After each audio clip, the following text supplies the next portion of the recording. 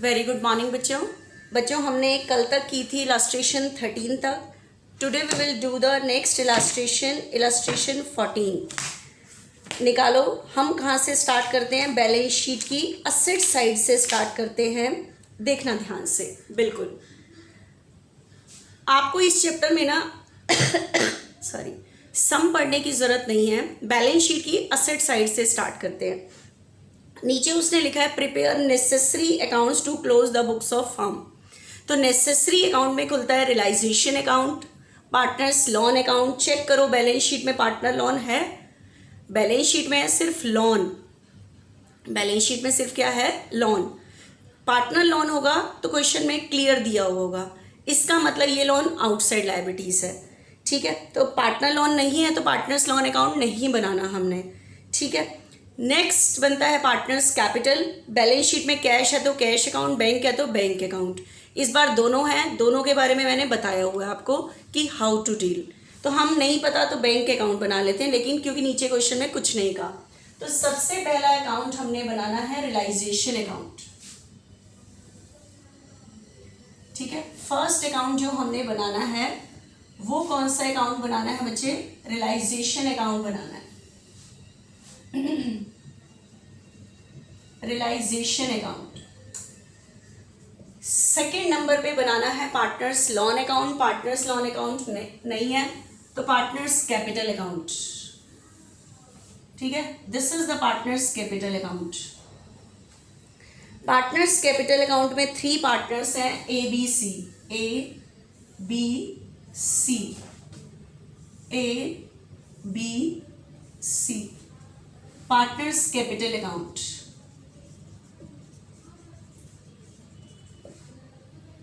A B C, A B C. Balance sheet में cash है तो कैश अकाउंट, बैंक है तो बैंक अकाउंट. ठीक है, मैं इस टाइम बना रही हूं बैंक अकाउंट, आप कैश अकाउंट भी बना सकते हो. स्टार्ट करो बैलेंस शीट की असेट साइड से. ठीक है, हमें कहाँ से स्टार्ट करना है? बैलेंस शीट की असेट साइड से स्टार्ट करना है बच्चे ये सम. ठीक है, बैलेंस शीट की असेट साइड से स्टार्ट करना है.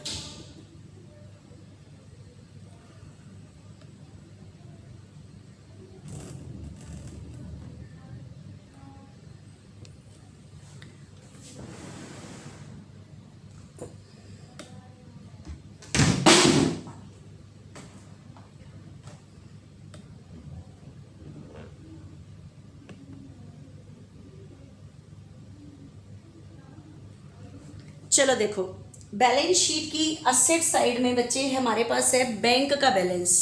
तो मैंने बैंक अकाउंट ही खोला हुआ है. बैंक का बैलेंस बैंक अकाउंट में टू बैलेंस ब्रॉट डाउन 52,000 और कैश को बैंक में डिपॉजिट करने की एंट्री कर दोगे. ये एंट्री होगी bank account debit to cash. तो बैंक के डेबिट में क्या लिखोगे? To cash. ठीक है, bank account debit to cash, तो कैश को बैंक में डिपॉजिट करने की एंट्री. इसके अलावा जितनी भी सारी असेट्स हैं, all assets transfer to realisation account. तो मेरे पास debtor, stock, furniture, sundry assets हैं. सारी असेट्स को ट्रांसफर कर दो रियलाइजेशन में. तो डेटर डेबिट है, डिक्रीज पे क्रेडिट, स्टॉक को क्रेडिट, फर्नीचर को क्रेडिट, सन्ड्री असेट को क्रेडिट. तो एंट्री बनेगी realisation account debit to debtor, to stock, to furniture, to sundry asset. तो रियलाइजेशन के डेबिट में टू डेटर्स. ठीक है, to debtors, to stock, to furniture, to sundry assets. तो हमने सारी असेट्स को ट्रांसफर कर दिया. डेटर्स मेरे पास हैं 2,42,000. स्टॉक मेरे पास है 78,000. फर्नीचर मेरे पास है 10,000 एंड सन्ड्री असेट्स मेरे पास है 170. ट्रांसफर कर दी. और डेटर का प्रोविजन अपोजिट साइड में. एंट्री होती है provision for doubtful debts account debit to realisation. तो by provision for doubtful debts 12,000 ये ट्रांसफर हो गए. उसके बाद आते हैं लाइबिलिटी साइड में. लाइबिलिटी साइड में क्रेडिटर है, लोन है. सॉरी, लॉन के आगे पार्टनर लॉन नहीं लिखा हुआ तो ये आउटसाइड लायबिलिटी है, दोनों को रियलाइजेशन में ट्रांसफर कर दो। तो creditors account debit, loan account debit to realisation. तो रियलाइजेशन के क्रेडिट में by creditors by loan. Creditors मेरे पास है बच्चे 60,000, लॉन मेरे पास है 15,000। उसके बाद है बच्चों वर्क्समैन कंपनसेशन रिजर्व। रिजर्व का हम रियलाइजेशन में डालें या पार्टनर, इसके लिए देखो हमने वर्कर को कुछ देना है, एक बार नीचे पढ़ो बैलेंस शीट के नीचे। यस, 5th पॉइंट में देखो 40,000 had to be paid to worker. Worker को आपने कंपनसेशन 40 देना है, तो इसका मतलब ये रिजर्व आप बांट नहीं सकते। तो बताओ रिजर्व मेरे पास कितना है, 30 है, और वर्कर को देना है 40, तो इस टाइम पार्टनर तो बांट नहीं सकते, तो पूरा का पूरा वर्क्समैन कंपनसेशन रिजर्व पेमेंट के लिए यूज होने वाला है। तो ये पार्टनर्स कैपिटल में तो बढ़ नहीं सकता। तो मैंने आपको बताया था जितना वर्कर को पे करना है, वर्कर को उल्टा पे करना है 40, रिजर्व है मेरे पास 30, तो पूरा रिजर्व रियलाइजेशन में ट्रांसफर होगा। तो वर्क्समैन कंपनसेशन रिजर्व क्रेडिट है, डिक्रीज पे डेबिट, तो एंट्री होगी workmen compensation reserve account debit to realisation. तो बाय वर्क्समैन कंपनसेशन रिजर्व 30,000, ठीक है, ट्रांसफर हो गया। पेमेंट 40 कर रही है, लेकिन जितना मेरा रिजर्व है वो पेमेंट के लिए यूज होगा, क्योंकि हम डायरेक्ट पेमेंट नहीं करते, पहले सारी चीज़ों को रियलाइजेशन में ट्रांसफर करते हैं आउटसाइड और असेट से रिलेटेड। उसके बाद कैपिटल का बैलेंस दिया हुआ है, कैपिटल अकाउंट में कैपिटल का क्या लिखो, balance, by balance brought down 275, 1 lakh and 70,000, ठीक है। उसके बाद बचे, अब आ जाओ बैलेंस शीट के नीचे कितने में असेट्स बिकी, वो सारे प्राइस होंगे। कह रहा है A is to take over furniture at 8,000। A ने फर्नीचर 8,000 में लिया, तो कोई पार्टनर बिजनेस की क्या ले रहा है, असेट, ठीक है। तो बताओ कोई पार्टनर असेट लेता है तो बिजनेस से असेट जाएगी, असेट जाने के लिए वर्ड रियलाइजेशन, कौन ले रहा है असेट, पार्टनर, उसके अकाउंट से काट लेंगे, अकाउंट से काटेंगे तो कैपिटल क्या होगी, डिक्रीज, डिक्रीज पे डेबिट, तो एंट्री बनी A's capital account debit to realisation. तो रियलाइजेशन के क्रेडिट में बाय एज कैपिटल, बताना इसने कौन सी असेट ली है, फर्नीचर 8,000 है, क्या एंट्री हो रही है, A's capital account debit to realisation. तो ए के डेबिट में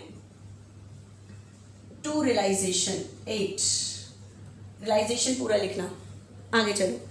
and debtor amounted to ₹2 lakh, debtor लिए 2 लाख के, लेकिन चेक करो आपके पास बैलेंस शीट में डेटर हैं कितने के, आपके पास बैलेंस शीट में डेटर है 242 के। ये वाले डेटर ए ने लिए हैं, ए टुक ओवर फर्नीचर, ए ने एक तो फर्नीचर लिया है, ठीक है, एक ने एक तो फर्नीचर लिया है, and debtor amounted to ₹2 lakh, कितने के डेटर्स लिए हैं, 2 लाख, इसमें से 2 लाख के डेटर लिए हैं एट 182, मतलब इसमें से 2 लाख के डेटर लिए हैं, लेकिन लिए 182 में है, ये तो बुक वैल्यू हो गई, लिए 182 में है, तो एंट्री 182 से होगी।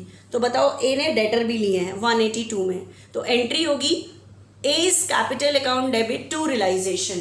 तो रियलाइजेशन के क्रेडिट में बाय एज कैपिटल, डेटर्स भी लिए हैं, कितने में लिए हैं, 182, ए के डेबिट में टू रियलाइजेशन, ठीक है, आगे चलो। And the creditor of 60,000 to be paid by him, 60,000 के क्रेडिटर की उसके द्वारा पेमेंट की गई, उसके द्वारा मतलब ए के द्वारा पेमेंट की गई, एट दिस फिगर, इतनी ही पेमेंट की गई 60। तो बताओ इस टाइम ए क्रेडिटर की पेमेंट कर रहा है, तो इसका मतलब ए हमारी लायबिलिटीज़ की क्या कर रहा है, पेमेंट, तो हमें पैसे ए को देने पड़ेंगे। देखो अगर हम अपनी लायबिलिटीज़ की खुद पेमेंट करते तो रियलाइजेशन टू बैंक, लेकिन इस टाइम ए हमारी लायबिलिटी की पेमेंट कर रहा है तो हमें पैसे ए को देने पड़ेंगे। लायबिलिटी तो पे हो रही है, रियलाइजेशन तो डेबिट होगा, लेकिन हमारे बिजनेस से कैश नहीं जाएगा क्योंकि हमारी लायबिलिटी की पेमेंट ए कर रहा है।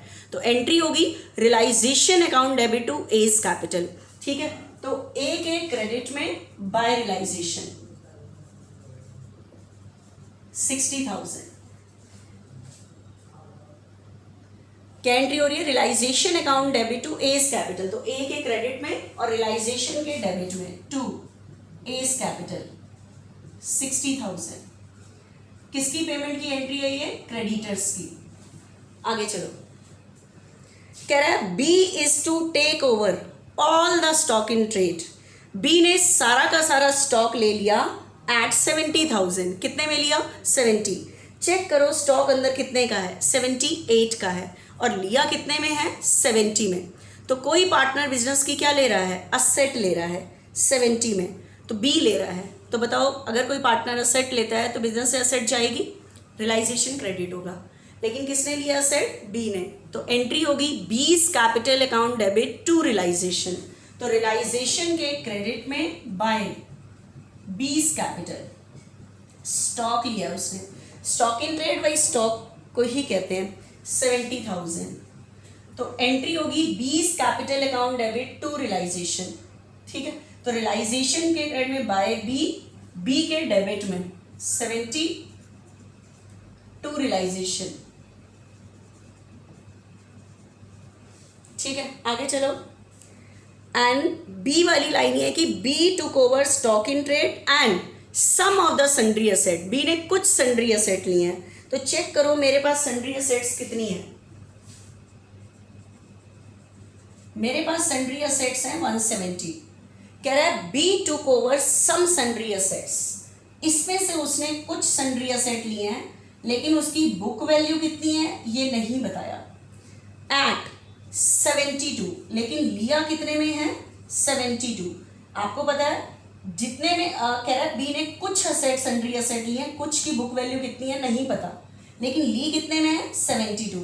अभी तो कोई प्रॉब्लम नहीं है, लेकिन रिमेनिंग निकालने के लिए मुझे बुक वैल्यू पता होनी चाहिए। तो मैंने लास्ट क्वेश्चन में भी बताया था कि ये बुक वैल्यू है, ये रियलाइज प्राइस है, तो 72 में लिया है, लेकिन उसने कहा है being 10% less than book value. ये जो वैल्यू है अपनी बुक वैल्यू से 10% कम है, इसका मतलब ये 90% है।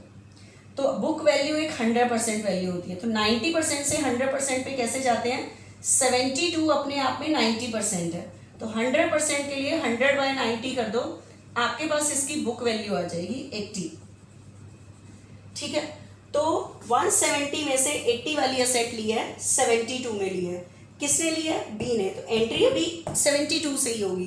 तो बताओ एंट्री क्या होगी, B's capital account debit to realisation. तो रियलाइजेशन के क्रेडिट में बाय बीस कैपिटल क्या ली है, फिक्स असेट्स 72 में, बी के डेबिट में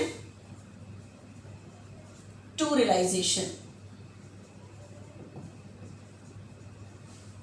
ठीक है, आगे देखना है यहां पे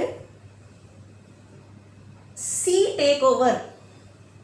क्या कह रहा है, C take over remaining sundry asset. C ने बची हुई सन्ड्री असेट ली है, तो बताओ 170 में से 80 वाली इसने ली थी, तो बची हुई कितनी है, 90।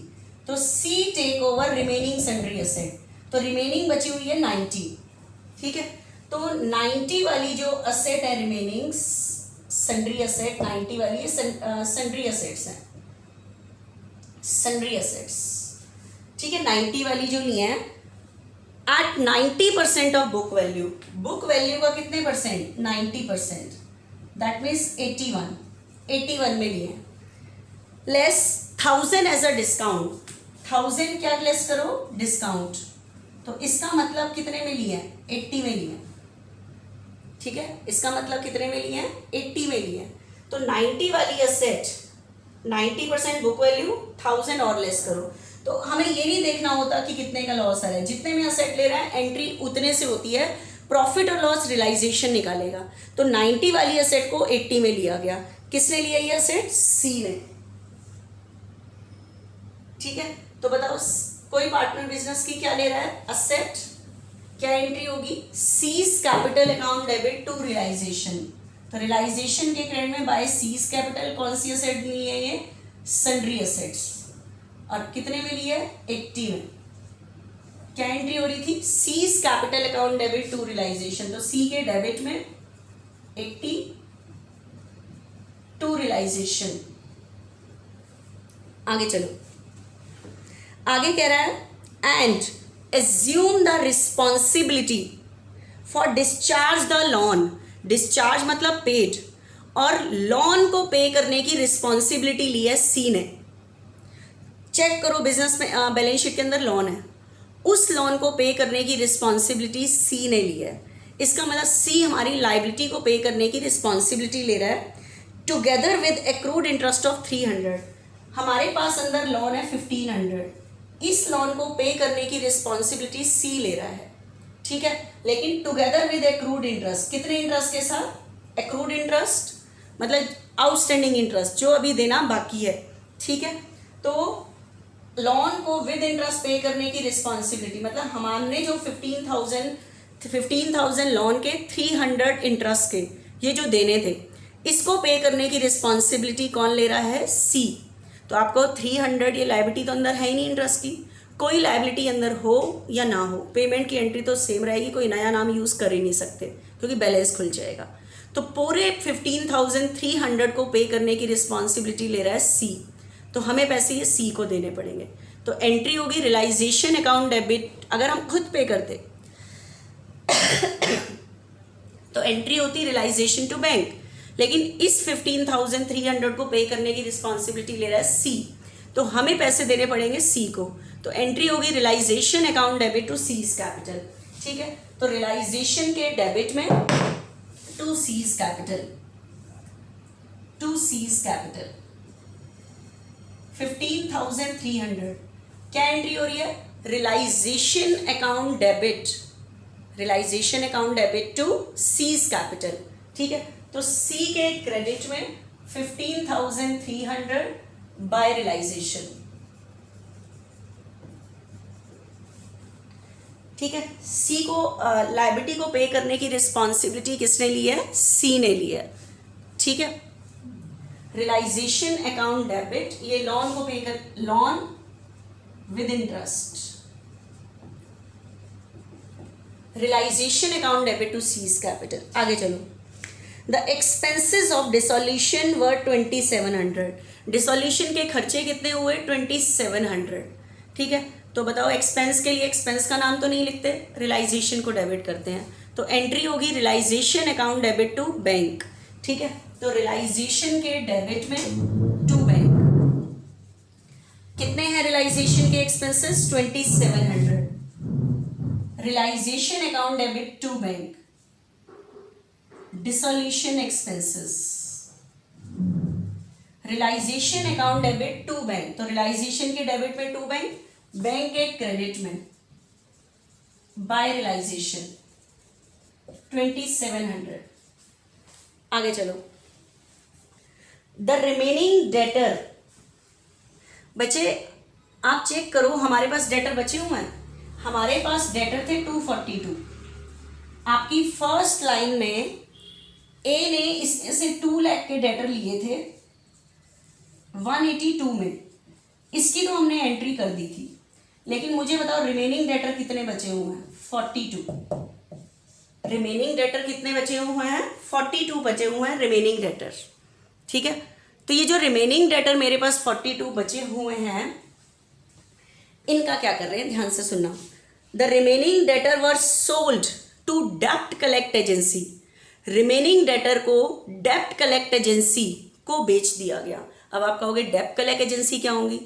बच्चे आज की डेट में ना हर काम के लिए एजेंसी खुली हुई है, जैसे एडवर्टीजमेंट कराने के लिए एडवर्टीजमेंट एजेंसी, जैसे हमारे डेटर ने हमारे पैसे देने हैं वो हमारे दे नहीं रहा, हमारे पास इतना ताकत नहीं है, स्ट्रिक्ट नहीं है हम डेटर से पैसे निकलवा सके, ठीक है, या हमारे पास लगा लो टाइम नहीं है, ठीक है, हमारे पास टाइम नहीं है, तो क्या है डेटर से पैसे निकलवाने के लिए एक एजेंसी खुली हुई है डेब्ट कलेक्ट एजेंसी। डेटर से पैसे निकलवाने के लिए एजेंसी खुली है, उन्हें कहते हैं डेब्ट कलेक्ट एजेंसी, ठीक है। उसके अंदर क्या होता है, हम अपने पूरे डेटर उनको हैंड ओवर कर देते हैं। जैसे मान लो मेरे डेटर 1 लाख के हैं, वो मुझे पैसे नहीं दे रहे, तो मैंने अपने पूरे डेटर उनको हैंड ओवर कर दिए और उन्होंने मुझको 50,000 दे दिए। अब वो एजेंसी का काम रह जाएगा, डेटर से उसको 80 मिले, 70 मिले, 60 मिले, हो सकता है 40 मिले।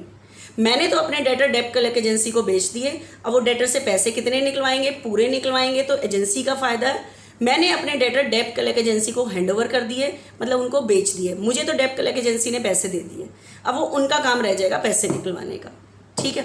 तो कह रहा है the remaining debtor sold to डेब्ट कलेक्ट एजेंसी, ये जो पूरे 52 डेटर है हमने डेब्ट कलेक्ट एजेंसी को बेच दिए 50% ऑफ बुक वैल्यू, मतलब डेब्ट कलेक्ट एजेंसी से मुझे रिसीव हुए 21, मुझे तो 21 हो गए, अब मैंने 42 के डेटर उनको बेच दिए, अब डेटर उनको 42 दे, उनको प्रॉफिट होगा, मेरे को तो 21 मिल गए।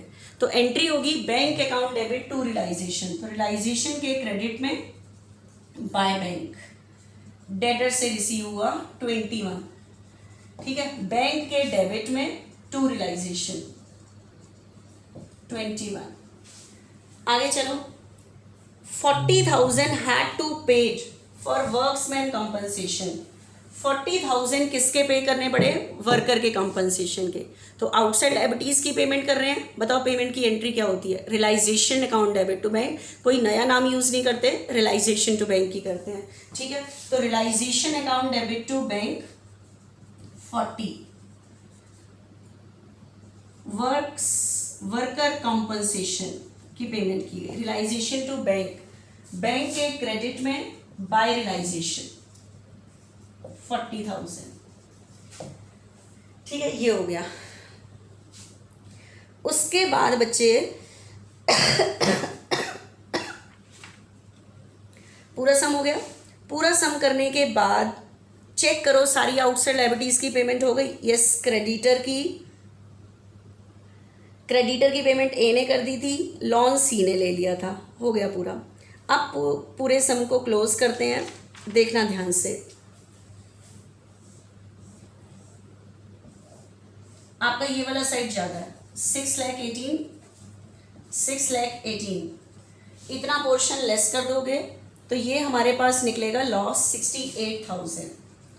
बताओ लॉस पे किसका राइट है, पार्टनर, तो by loss transfer to partners' capital account, और कौन से कैपिटल अकाउंट में, ABC, ठीक है। तो ट्रांसफर करोगे तो रेशो होगी 3:1:1, तो 3:1:1 में बांट दोगे 40,800, 13,600, ठीक है। किस रेशो में बांट रहे हो आप, ये 3:1:1 में, ठीक है, ये बांट दिया। बताओ ये लॉस बांटा है, लॉस बांटने की एंट्री क्या होगी, पार्टनर्स की कैपिटल डिक्रीज होगी, तो एंट्री होगी A's capital account debit, B's capital account debit to realisation, ठीक है। तो 40,800, 13,600, 13,600। सेकेंड नंबर पे पेमेंट होती है पार्टनर्स लोन की, पार्टनर्स लोन है नहीं। थर्ड नंबर पे पेमेंट होती है पार्टनर्स कैपिटल की। आप पार्टनर कैपिटल का बैलेंस निकालते हैं, ठीक है। तो पार्टनर्स कैपिटल का बैलेंस निकालो बच्चे, इस साइड का टोटल है 335, इतना ही टोटल यहां लिखो, इतने में से इतना पोर्शन माइनस कर दो,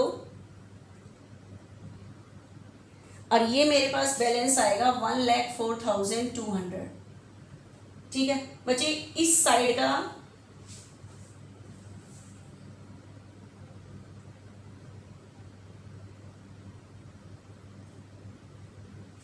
ये वाला साइड ज़्यादा है, डेबिट साइड, और इसका भी यही साइड ज़्यादा है। तो आपको पता है ए का सिर्फ यही साइड ज़्यादा है, ये कैपिटल का क्रेडिट बैलेंस है। क्रेडिट बैलेंस का मतलब आपने ए को इतना पे करना है, कैपिटल का क्रेडिट बैलेंस है, डिक्रीज पे डेबिट, तो एंट्री होगी A's capital account debit to bank. तो ए के डेबिट में टू बैंक लिख दिया, बैंक के क्रेडिट में बाय एस कैपिटल 1,04,200, लेकिन इसका ये वाला साइड ज़्यादा है, ठीक है। तो 1,55,600, इतना ही टोटल यहाँ लिखो 1,55,600, ठीक है। तो इसमें से ये लेस करोगे ये बैलेंस बचेगा, लेकिन इस टाइम बी की कैपिटल का डेबिट बैलेंस ये वाला साइड ज़्यादा था, तो ये कैपिटल का क्रेडिट बैलेंस नहीं है, ये डेबिट बैलेंस है। डेबिट बैलेंस का मतलब आपने बी को पे नहीं करना, उल्टा बी ने डिसोल्यूशन के टाइम पैसे देने हैं, मतलब वो ले भी आएगा। तो एंट्री होगी bank account debit to B's capital. तो बी के क्रेडिट में लिखा हुआ है तो बाय बैंक, मतलब ये पैसे ले आएगा, ठीक है। तो बैंक के डेबिट में टू बीज कैपिटल लाने की 55,600। उसके बाद इसका भी यही साइड जा रहा है 93,600, 93,600, इतना पोर्शन लेस करो 85,300, 83 आ जाएगा, ठीक है। तो बताओ ये भी कैपिटल का डेबिट बैलेंस है क्योंकि ये साइड ज़्यादा था, तो इतने ये पैसे ले आएगा। एंट्री होगी bank account debit to C's capital. तो सी के क्रेडिट में बाय बैंक तो लिखा ही हुआ है, बैंक के डेबिट में टू सीज कैपिटल 83। कहने का मतलब है कैपिटल का क्रेडिट बैलेंस का मतलब लायबिलिटी है, पे करना है पे कर दोगे, डेबिट बैलेंस है वो ले भी आएगा, ठीक है। सम की वेरिफिकेशन क्या है, आपके बैंक के दोनों साइड का टोटल मैच करेगा, ठीक है। आपके बैंक के दोनों साइड का टोटल क्या करेगा, मैच करेगा। ये सम हो गई इलस्ट्रेशन 14।